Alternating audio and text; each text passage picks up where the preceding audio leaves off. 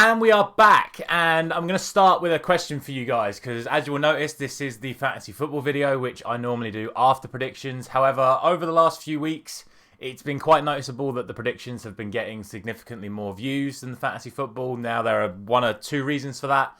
Firstly, you're just not interested in fantasy football, which is fair enough. My channel grew off the back of prediction videos, so it doesn't surprise me that they get more. But secondly, I've been posting the fantasy football videos essentially 3 hours before the cut-off. Not even that, 2 hours before the cut-off. The 11 o'clock deadline. I've been posting fantasy football 2 hours before the deadline. So I've moved it to Friday. The predictions, I'm going to move to a new time. Predictions are now going to be 5 p.m. today. I just think, again, I'm trying to maximise the views possible for the channel, and it's obviously want to do what's best for you guys. So I'm going to put predictions at 5 p.m. today.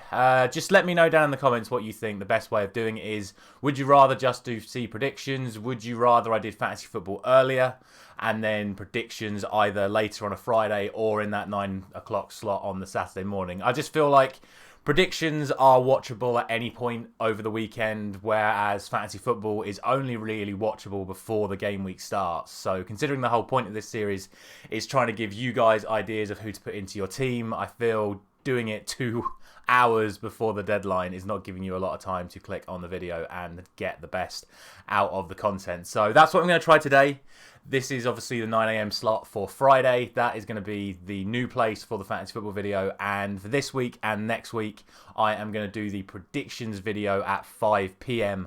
on the Friday. So yeah, let me know in the comments what you think, how I should do this going forward after the World Cup. Obviously, we will have daily uploads for the World Cup as well, so there's going to be lots of content coming up. So yeah, please let me know in the comments what you think is the best way of doing this going forward, and let's just get into our usual process. So we'll start with my score from game week 14, which is on your screen now, and sadly we backed Liverpool. And why would we back Liverpool this season? I don't know. Even as a Manchester United fan, it felt bad backing Liverpool, but we still did all right. Thankfully, Wilson bailed us out. Mitrovic only got 1 despite having 10 shots in that game. And yeah, Nunez we picked as the captain and put Wilson as vice-captain. Was so close to putting Wilson captain. Would have made a massive difference if I would have done. But yeah, again, the mistake was backing Liverpool. A mistake I'm not going to be making again for a while, I think. But the rest of the team did all right. And of course,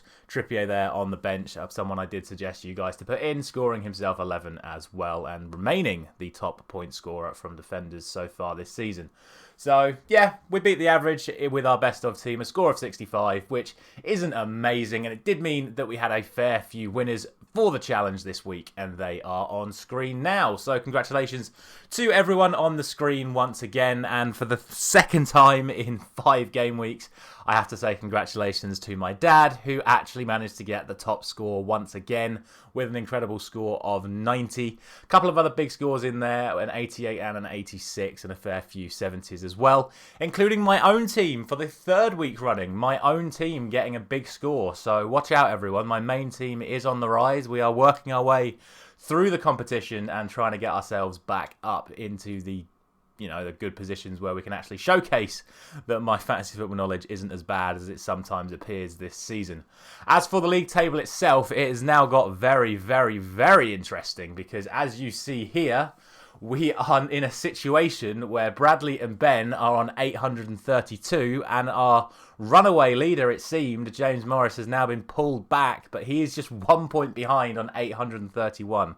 So, incredible thing to see that after 14 weeks of the season so far, there is just 1 point between 3 people at the top of the table. So really good to see that. And obviously there has been a gap breached a little bit further to that 15th place. It is a little bit wider than it was in previous weeks, but that wild card just hasn't gone James Morris's way. And with 2 weeks before the World Cup, it is finally poised to see who will go into the break in first position. Anyway, let's get into the team for this week.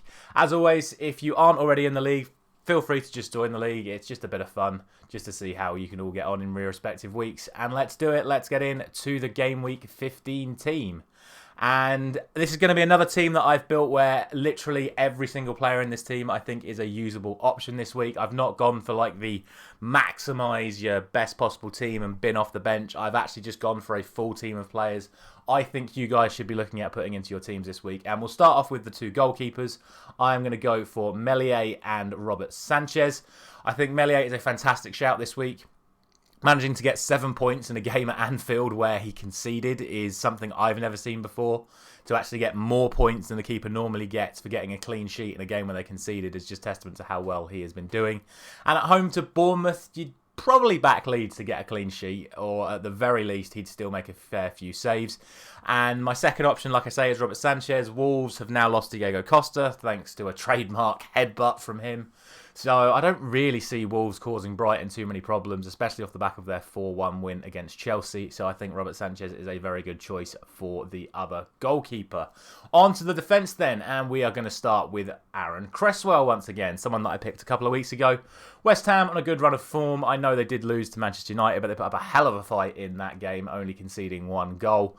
Another good win for them in the Europa Conference last night. They now go into a Crystal Palace game where I think they will be getting the win, and I do think they'll be getting a clean sheet. So I think Cresswell is a very good shout for this week at a very cheap 4.8 million. Next to him, I am going to go for Cancelo. I mean, there's no surprise in that. He is Mr. Manchester City defender this season, scoring points pretty much every single game, either for a clean sheet, an assist, or a goal, or a yellow card. But, yeah, home to Fulham, you'd back Man City to get the clean sheet in that one. I think he's a no-brainer, and most of you have him anyway. Next up, I'm going to go for Connor Cody, and I've also spoiled by scrolling too fast, Kieran Trippier. But I think Connor Cody is an interesting one. He's having a very good season at Everton. I think he's a shoo-in for the England squad. I wouldn't put him in my starting lineup, but he'd probably be in my squad this season, proving that he can play in a back two. And against Leicester, who are still proving themselves to be very inconsistent at the moment, I just have a feeling Everton might just get the clean sheet this week. However, if you're not feeling brave enough to go for a Connor Cody, obviously, like I said, I've put Kieran Trippier on the bench once again. Against Southampton, I feel like Southampton could nick a goal, but I did feel like Villa could nick a goal last week, and they didn't. And obviously, Trippier is constantly contributing at the other end as well. And finally, my other defender option, I've made the flip. I've gone from Shaw to Dalot. Dalot has been the ever-present in Manchester United's team so far this season, starting every single game. He's been so good this season. Started to contribute at the other end himself as well. And although I think it's going to be a tough game for Manchester United against Aston Villa, I am going to be backing them to get the clean sheet. And you will see that when we get to the prediction video this evening. So I think all 5 of those defenders are players you should be looking at having in your teams this week. On to the midfield then. And we're going to start with Marcus Rashford once again. I can't not say this guy every week at the moment. He's playing so well for Manchester United. I was very tempted to say have a look at Garnacho, as he is the cheapest midfielder on the game right now at 4.3, but I don't think Garnacho is going to be starting Premier League games at the moment, and Rashford is just on such a rich vein of form. Coming up against Aston Villa, I would expect him to cause them an awful lot of problems, so I am suggesting him once again. Next to him, I'm going to go for Jarrod Bowen.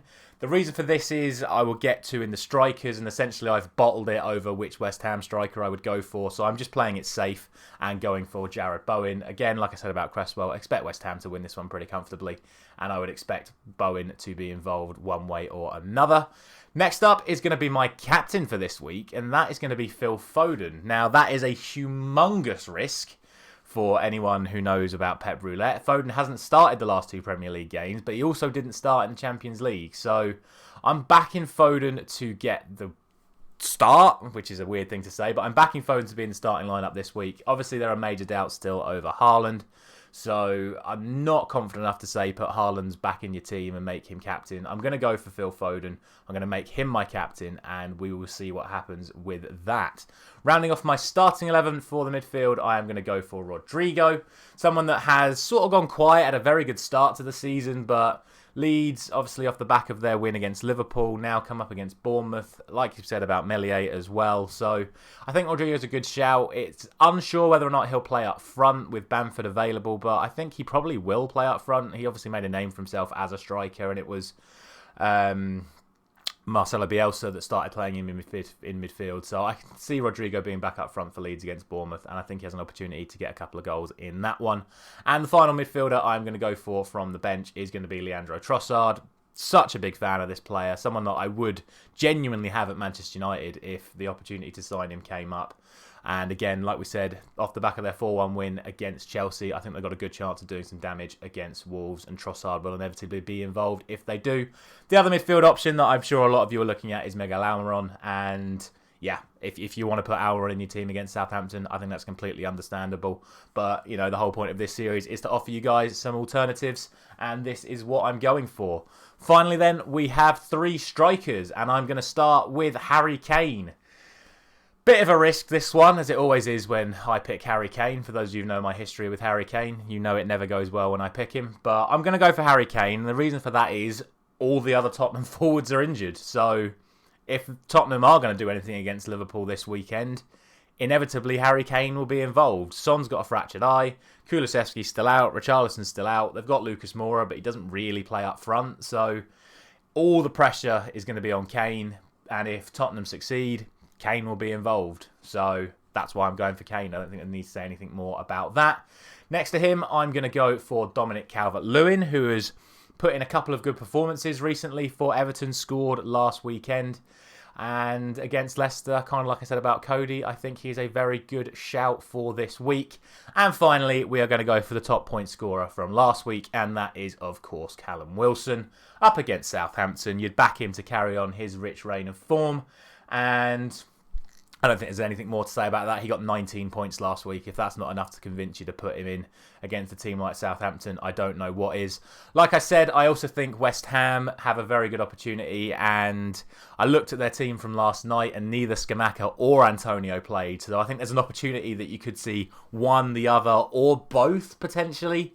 But because of that, I'm not brave enough to say put Scamacca in your team, put Antonio in your team, because inevitably, whichever one I suggest you to go for, that's going to be the one that starts on the bench. So I'm not risking it. That's why I went for Bowen in midfield, and those are going to be my attackers, and that is going to be my team. And all that is left to say is that if you think that your team is capable of beating the team that I've just shown you, then why not join the Esso 99 League with the league code on screen. And as you've seen in this video, winning managers will be shouted out in next week's video. Thank you very much for watching, and don't forget, as always, to comment down below what you think about the new time for this video, and of course, like, share, and subscribe. Thank you very much for watching.